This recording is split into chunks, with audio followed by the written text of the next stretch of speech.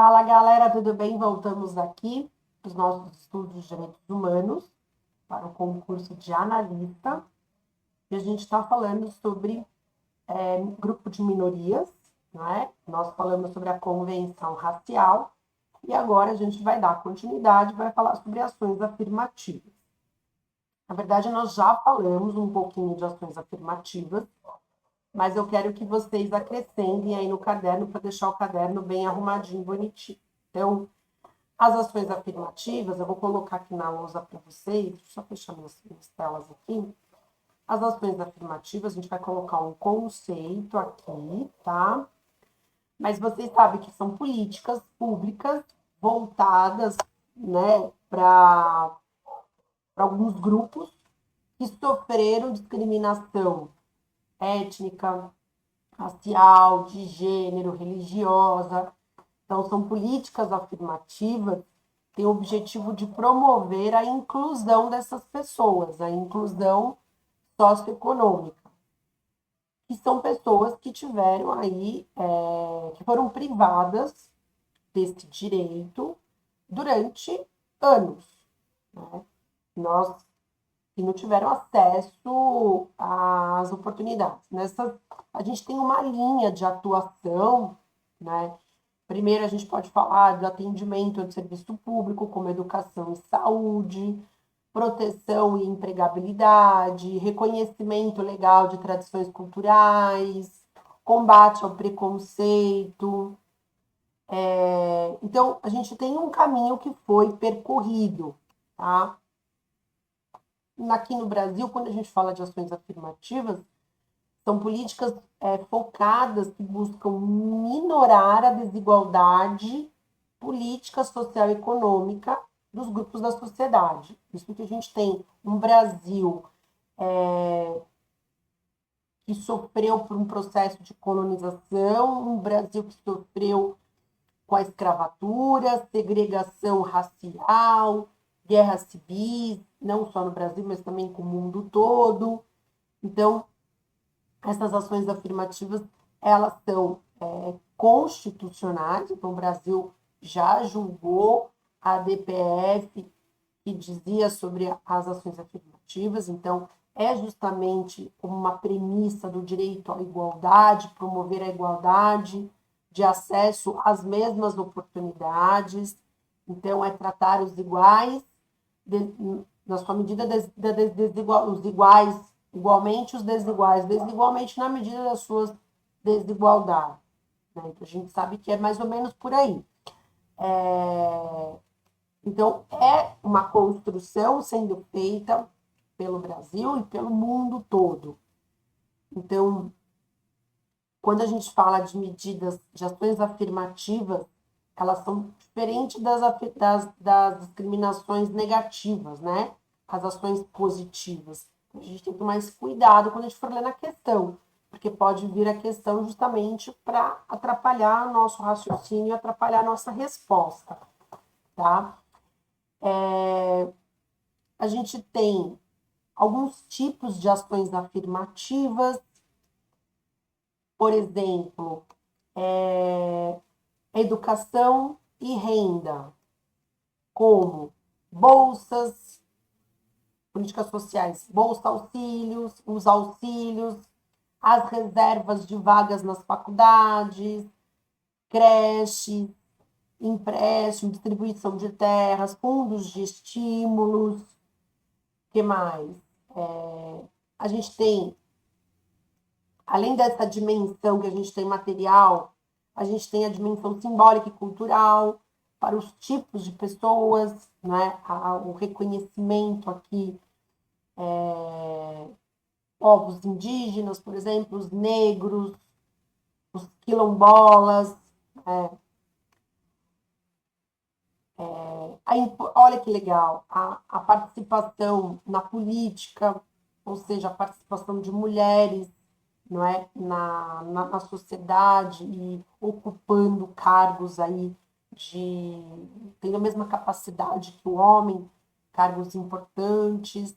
Então, as ações afirmativas, elas desempenham um papel importante no combate à desigualdade, no combate à segregação. E as ações afirmativas, elas permitem justamente que essas pessoas distintas alcancem espaços de influência no âmbito educacional, político, econômico, socioprofissional, enfim, dando benefícios e privilégios justamente para se efetivar, então, os direitos assegurados pela Constituição Federal. Né? Não é desvantagem, é uma vantagem para essas pessoas. Então, nós sabemos, aqui no Brasil, né, o Brasil sofre por essas discriminações, nós tivemos décadas e décadas de escravidão no Brasil, escravidão de negros. Então, dentro dessas ações afirmativas, a gente destaca, nós já falamos um pouquinho no bloco passado, o Estatuto da Igualdade Racial, a lei de cotas, a reserva de 20% de vagas de serviço público para a população negra. A gente tem algumas escolas, as escolas, a Universidade do Rio de Janeiro foi uma das pioneiras nesse assunto, de destinar as cotas para os negros. Então, a gente tem aqui no Brasil já essas medidas, a gente tem um avanço importante, né? No Brasil ainda há muito a ser feito, né? Mas o Brasil avançou e ainda tem muito a avançar. A gente tem um resultado pela ONU e pela OIT que as grandes empresas brasileiras deixam a desejar, que as grandes empresas brasileiras ainda não têm políticas e ações destinadas à proteção, à equiparação, e essas ações afirmativas no sentido de equiparação, né? Algumas empresas já fazem isso. A empresa, interessante você saber que a empresa aqui do grupo, do QC, ela tem um programa interessante de ações afirmativas, né? Porque eu conheço essas ações, mas não são todas as empresas que fazem esse papel, não. Muitas empresas deixam a desejar nesse sentido de ter uma política privada, né, dentro das empresas, né, uma política pública no caso. Mas aqui no QC, o grupo que faz parte, o QC tem essa política bem legal, que eu tive a oportunidade de conhecer, ainda está sendo desenvolvida, né, e com expectativas de muitas melhoras e muita coisa boa para ser feita, tá? Eu vou dividir a lousa aqui com vocês, para a gente anotar algumas coisinhas aqui, só para a gente ter no caderno. Ações afirmativas são ações que consistem em políticas públicas ou programas privados.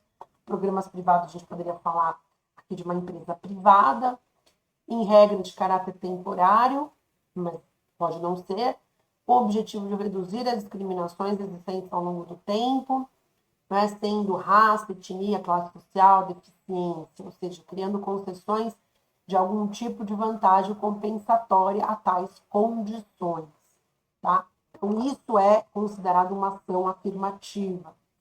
A política, o programa de compensação socioeconômica, bem?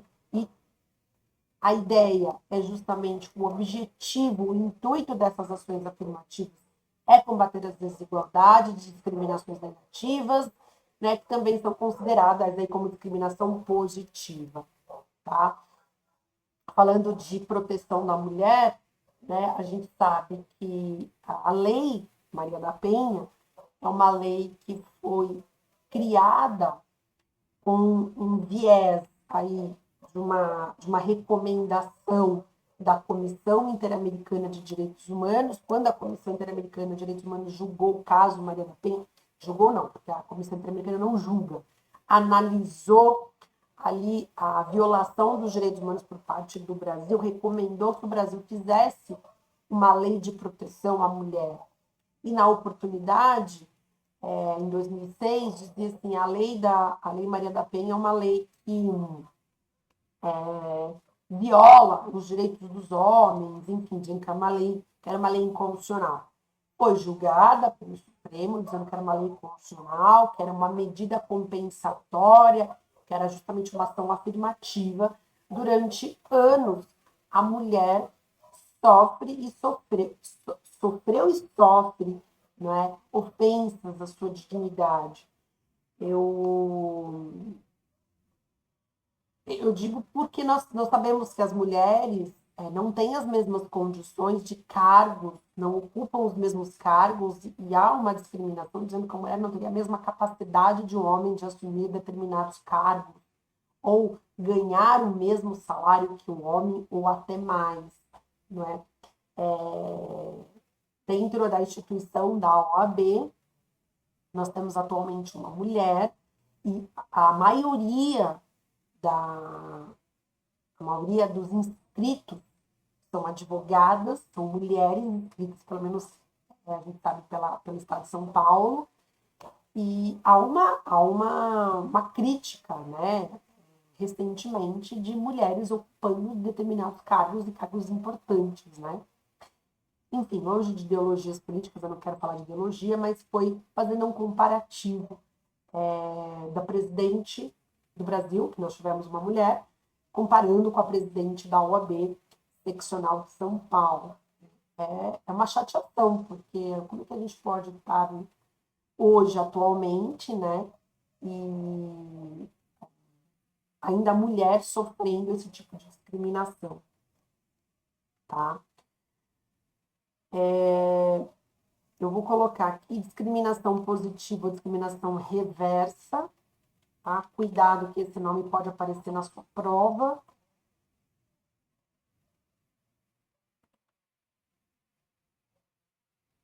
Bem,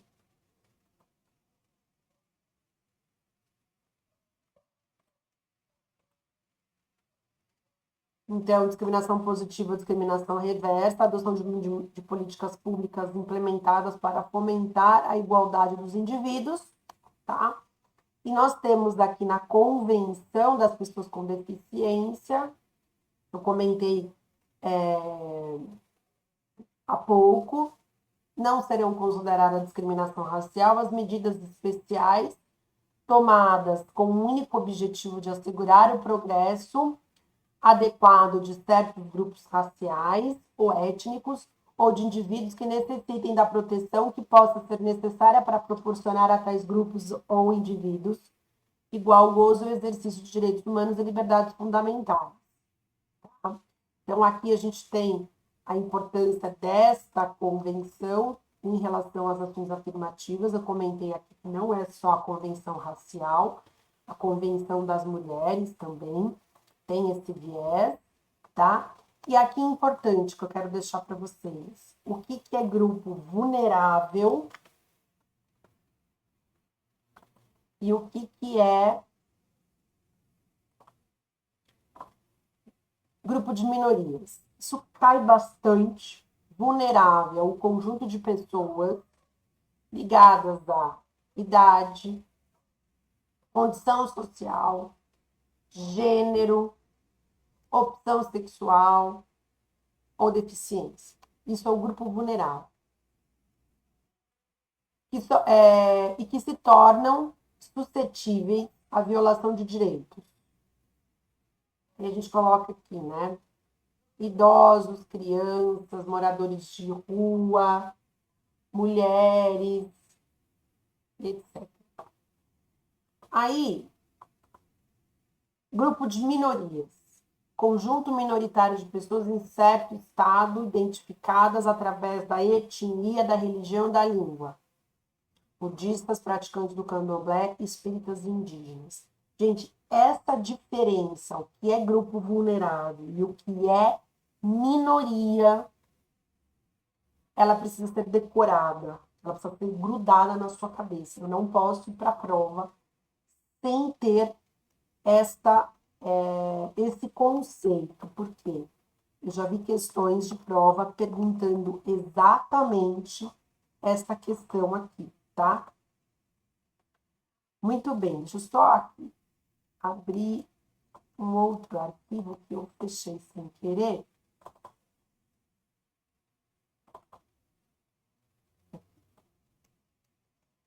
E para a gente terminar, outro dia eu estava explicando essa aula, e aí um aluno perguntou para mim, professora, foi até no presencial, professora, me explica a diferença entre injúria racial e o racismo, né? E aí eu deixei para essa aula, porque é um complemento da aula passada, então aqui a gente precisa pensar o seguinte, né? Injúria racial e racismo é exatamente a diferença, o direcionamento da ofensa. Ou seja, a vítima que vai ser atingida. Bem? Na injúria, as palavras são proferidas a um indivíduo de cor ou etnia diferente. O racismo, ele é uma discriminação voltada a todo grupo social. Como impedir um negro de entrar em algum estabelecimento. Então, as duas têm implicabilidade, né? Implicam possibilidade de incidência de responsabilidade penal, tem os conceitos jurídicos, né? Da injúria racial e do racismo, que aí você, provavelmente, se você não estudou, talvez você estude em direito penal, mas a injúria racial, ela está no Código Penal, e ela é direcionada a um indivíduo. O racismo está lá na Lei 7.716 de 89. Então, a injúria, a ofensa é direcionada a uma pessoa e o racismo à coletividade de pessoas. E nós falamos que o racismo é um crime inafiançável e imprescritível, tá? Isso é importante a gente anotar. Então, essa é uma pergunta, essa é uma dúvida que você pode ter e pode cair na sua prova. Então, lá em direito penal, você tem a injúria racial. E na lei 7.716, você tem o racismo, tá? Lembrando, então, dessa diferença entre racismo e injúria racial, tá? Quando você for estudar em direito penal, aí eu dando pitaco em direito penal, você tem lá injúria, né? Calúnia e difamação. Né? Então, tem lá as suas diferenciações. E aí, então, a injúria, você tem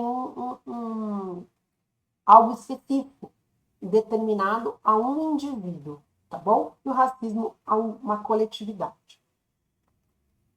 Deixa eu ver se eu já falei tudo de ações afirmativas. Creio que sim. Se falta alguma coisa. Ações afirmativas, não. Deixa eu ver se tem mais alguma coisa para ser falada. Não, já falamos de tudo, de ações afirmativas. Pronto. Gente, é isso de ações afirmativas, tá? Se tiver alguma pergunta, alguma dúvida, você pode me escrever no Instagram do Prof. Carol Pascolati, tá bom? Que eu vou ajudando vocês aí na solução do problema. Obrigada, gente. Beijo, beijo. Tchau, tchau.